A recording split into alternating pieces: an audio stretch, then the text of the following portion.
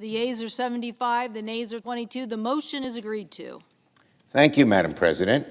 Madam President, I ask unanimous consent the Senate proceed to the immediate consideration of H-Con.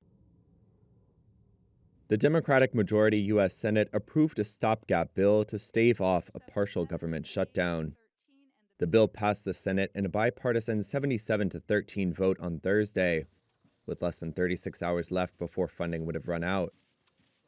It will go to President Biden's desk for him to sign into law.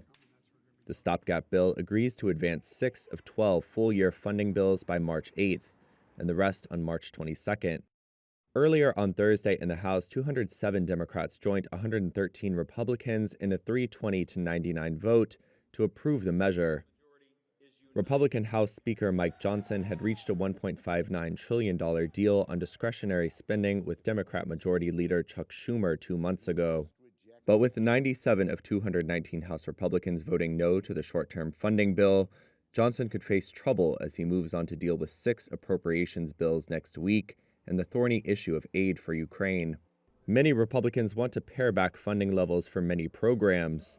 Hardline Republicans have pressured Johnson to use a shutdown as a bargaining chip to force Democrats to accept conservative policy measures, such as restricting the flow of migrants across the U.S.-Mexico border.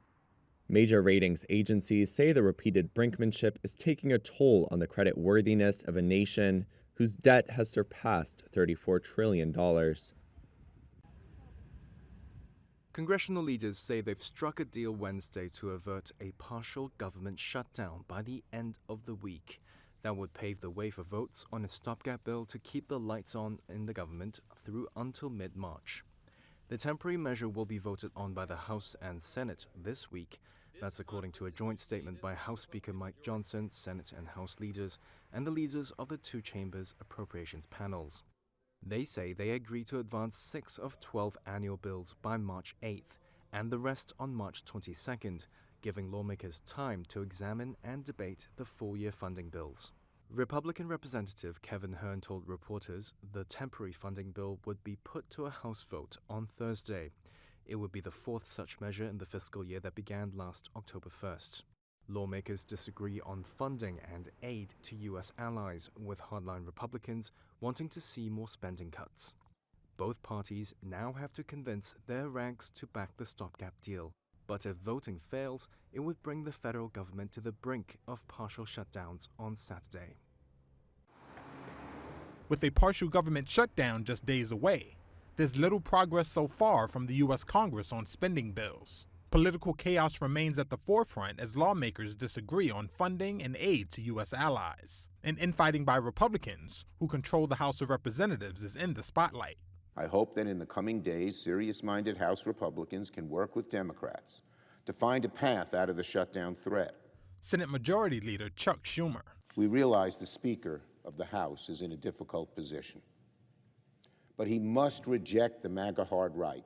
The spending bills being held up by a group of conservative hardliners who have formed their own opposition party within Republican ranks. They want to see spending cuts and policy positions injected into how dollars are spent, and have brought the government to the brink of a shutdown or a partial shutdown 3 times in the past 6 months. The bill, as amended, passes. Now, some are even threatening to oust Mike Johnson as Speaker if he allows a vote on the $95 billion foreign aid bill that passed the Senate with overwhelming bipartisan support. So far, Johnson has resisted putting up the aid bill for a vote in the House. That's led to the White House stepping up its personal attacks on Johnson for blocking bills that President Joe Biden supports. I want to thank the leadership being here today. We got a lot of work to do. On Tuesday, Biden met with top Democrats and Republicans in Congress to talk about aid to Ukraine, Israel, and the looming shutdown. The shutdown would damage the economy significantly, and I think we all agree to that, and we need a bipartisan solution. After about an hour, there was optimism that a government shutdown would be avoided. House Speaker Johnson. We believe that we can get to agreement on these issues and prevent a government shutdown, and that's our first responsibility. As the government funding deadline inches closer, some lawmakers worry that hardline demands for policy riders that restrict access to abortion, defund diversity programs, and promote gun rights could cause further delay.